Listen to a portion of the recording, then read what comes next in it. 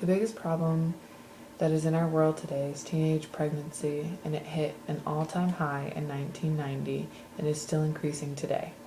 Adolescent pregnancy is a complex issue with many reasons for concern. Kids ages 12 to 14 years old are more likely than other adolescents to have unplanned pregnancies, and they're more easily talked into having intercourse. The risk factors for adolescent pregnancy include younger age, poor school performance because they have to either drop out or find another means of obtaining their high school diploma, like a GED, which is becoming more common with teenage pregnancies. They also have a lower economic disadvantage because they don't have the opportunities that those who completed their high school career have after they get out and continue on to college.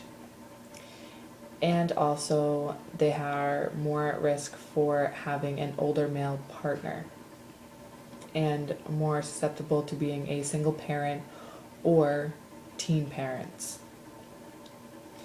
The media is making it more socially acceptable for teens to get pregnant because of the show called Teen Mom. And by being on that show, they show the lives of that teenager going through their pregnancy with what looks like relative ease, but really is not. There is a lot that we miss out on that we do not see because they're showing the better parts of what they want to show the world. And then also they have the new series of Teen Mom 2, which they are showing and following around the teens from the previous shows, their lives after having their kids and continuing on. And the show keeps going, and it's showing that teens really can have kids and have a life and still be able to do what they want, which isn't true. The CDC website that I found made this statement on trying to prevent teenage pregnancy. As part of the President's Teen Pregnancy Prevention Initiation, CDC is partnering with the Federal Office of the Assistant Secretary of Health to reduce teenage pregnancy and address disparities in teen pregnancy and birth rates. The OASH, Office of Adolescent Health, is supporting public and private entities to fund medically accurate and age-appropriate evidence-based on innovative program models to reduce teen pregnancy. The purpose of this program is to demonstrate the effectiveness of innovative, multi-component, community-wide initiatives in reducing rates of teen pregnancy and births in communities with the highest rate, with a focus of reaching the young teens. I feel as though they should have a more better approach to it, giving them the statistics and things, and not being able to get their GED and things isn't the best approach. You should approach them. You should teach them about birth control and that there's a pill, a NuvaRing, the Depo shot, and condoms most of all.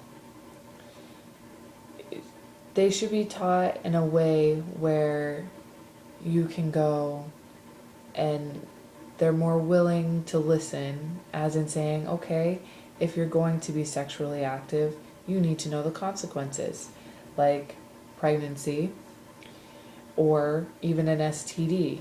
You should be protected both ways. Not only should the women or young teen women should have birth control of any form that is comfortable for them, and also, the young teens should know that if you go to your doctor to get birth control, that it is kept confidential from your parents. So if you don't want your parents knowing that you are sexually active, there are ways. Your doctor is not allowed to give that information to your parents without your consent. So you can go get birth control. You are allowed to go and get it, and there are ways to help you pay for it. There are plenty of programs that will help you pay for birth control. And as well for men, they should be able to go get condoms as well as women. Think of it this way. Would you rather be uncomfortable for the few minutes that it takes to stand in line with the box, go to the register, pay for them, and leave the store?